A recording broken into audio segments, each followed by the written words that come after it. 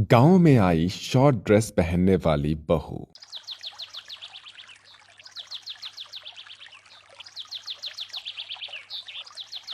मोहित, मैं ऑफिस जा रही हूँ। मैंने तुम्हारा लंच पैक कर दिया है। तुम ध्यान से लंच अपने साथ ले जाना और पूरा फिनिश करके आना। ठीक है बाबा, ठीक है, लेकिन रुको, ये तुम क्या पहन कर जा रही हो? मैंने तुम्हें कई बार मना किया ना कि तुम इस तरह के मतलब ऐसे कपड़े मत पहना करो यार। अमित जी, अब आप फिर से शुरू मत हो जाइए। मैंने आपको कई बार कहा है कि मैं ऐसे ही कपड़े पहनूंगी, और वैसे भी इन कपड़ों में खराबी ही क्या है?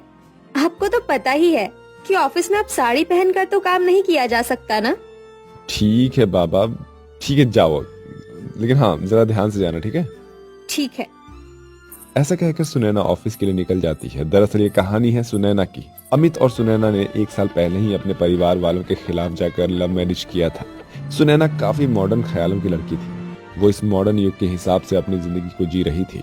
उसे शॉर्ट ड्रेस पहनना और नए नए कपड़ों को ट्राई करने में बड़ा ही मजा आता था। अमित और सुनैना की जिंदगी काफी अच्छी चल रही थी। तभी एक दिन अमित की माँ का कॉल आता है। अमित बेटा, तेरे पिताजी की तबीयत बहुत ही ज्यादा खराब है। हो सके तो तू यहाँ आ जा। क्या पता आने से तेरे पिताजी कुछ और दिन जी ले। क्या हुआ माँ पिताजी को?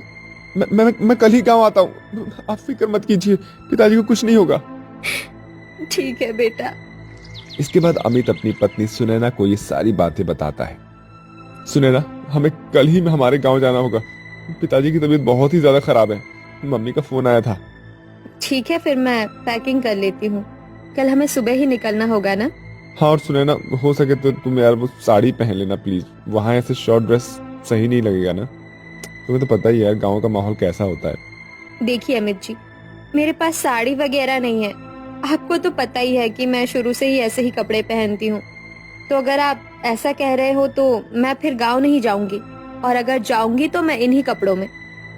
ठीक है बाबा, ठीक है। अब तुमसे भला कौन जीत सकता है ना? तुम एक काम करो, तुम बैग वगैरह पैक कर लो। ठीक है। इसके बाद अगली सुबह सुनैना और अमित अपनी कार से गांव के लिए रवाना हो जाते हैं। वो दोनों कुछ समय बाद अपने गांव पहुंच जाते हैं। वहां दामिनी उन दोनों का स्वागत करती है। माँ, आप तो कह रहे थे कि पिताजी बीमार हैं, लेकिन पिताजी तो यहाँ बिल्कुल ठीक हैं, तंदुरुस्त लग रहे हैं। अरे बेटा, तेरी माँ ने तुझसे झूठ बोला था। तेरी माँ का बस चले तो वो तो मुझे जीते जी ही मार दे। वैसे ये सब उसने तेरे को यहाँ पर बुलाने के लिए किया था, क्योंकि उसे तेरी बहुत याद आ रही थी, और तू अपने आप से तो ऐसे आने वाला नहीं था। हाँ, इसलिए मैंने ये सब किया बेटा। तू एक माँ का दर्द क्या समझेगा। चलो, अब बातें वगैरह बहुत हो गई। तुम सभी जाकर आराम करो, सफर में तुम थक गए होगे। इसके बाद सभी आराम करने के लिए चले जाते हैं। अगली सुबह दामिनी की बहू सुनैना अपनी छत से बालकनी पर खड़ी होकर अपने कानों में हेडफोन लगाकर एक्सरसाइज कर रही थी। और दामिनी जब ये नजारा देखती है तो सुनैना को टोक देती है। सुनैना बहू, वो मैं ये कह रही थी कि तुम इस तरीके से बालकनी में एक्सरसाइज वगैरह मत किया करो। ये गांव है, तुम नहीं जानती हो।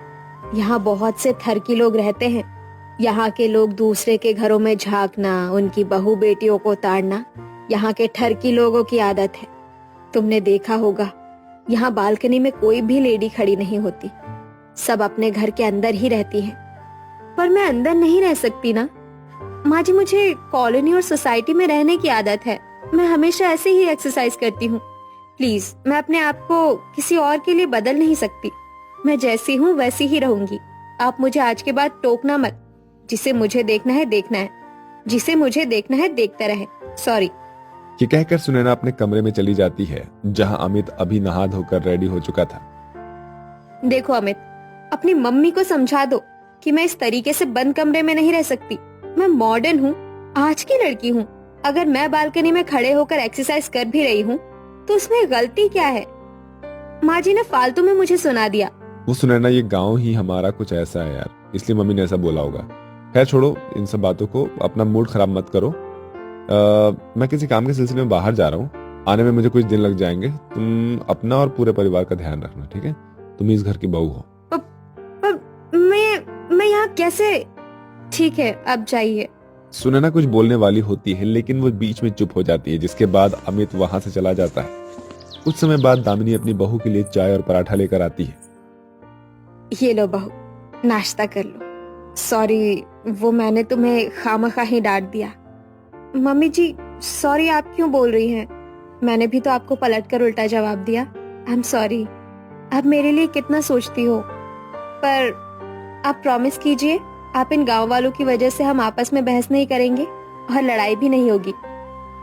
प्रॉमिस। अब हम दोनों सास बहू कभी नहीं लड़ेंगी। जिसको जो कहना है कहता रहे, मेरी बहू लाखों में एक है। अब सुनैना की सास भी उसको कुछ भी कहना बंद कर देती है, क्योंकि वो जानती थी कि अब जमाना बदल चुका है। आजकल की बहुएं इस तरीके से घर में कैद होकर नहीं रह सकती। सुनैना नेचर की बहुत अच्छी थी, दामिनी जी की रिस्पेक्ट करती थी, इसलिए दामिनी ने अपनी बहू के साथ अपने रिश्ते में कोई कड़वाहट आने नहीं दी। पर इस ठरकी गांव वालों की आदतें कहाँ सुधारने वाली थी। वो तो बस इसी फिराक में रहते थे कि कब सुनैना घर से बाहर निकले और कब वो उसे घूर घूर कर देखें और गंदे गंदे कमेंट्स करें। ऐसे ही एक शाम जब सुनैना गांव में घूमने के लिए निकलती है तो गांव के कुछ लड़के उसके ऊपर कमेंट्स करने लगते हैं। धूप में निकला न करो रूप की रानी, गोरा रंग काला ना पड़ जाए। आय हाय हाय हाय हाय।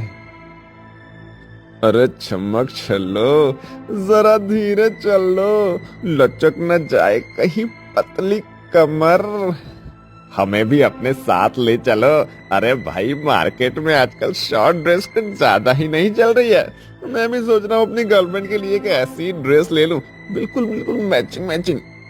सुनैना उन गांव के लड़कों को कुछ भी नहीं बोलती है, वो चुपचाप वहां से आगे चली जाती है। अक्सर ऐसे ही घटिया कमेंट्स उसे सुनने को मिलते थे, पर वो एक कान से सुनती थी और दूसरे कान से निकाल देती थी। ऐसे ही समय बीतता है और गांव के आवारा लड़के वहां की आती जाती लड़कियों को अक्सर ऐसे ही छेड़ते रहते हैं। एक रोज की बात है, कुछ औरतें भी सुनैना को देखकर बातें करती है। अरे कौशल्या बहन, हमारे बच्चों को बिगाड़ने वाली ये शहर की आई हुई दामिनी की बहू ही है। हाँ बहन, आप सही कह रही हो। पहले तो हमारे बच्चे ऐसे नहीं थे, अब तो वो पूरे लफंगे होते जा रहे हैं। दामिनी बहन की बहू को देखो, कितने छोटे छोटे कपड़े पहनकर पूरे गांव में घूमती है।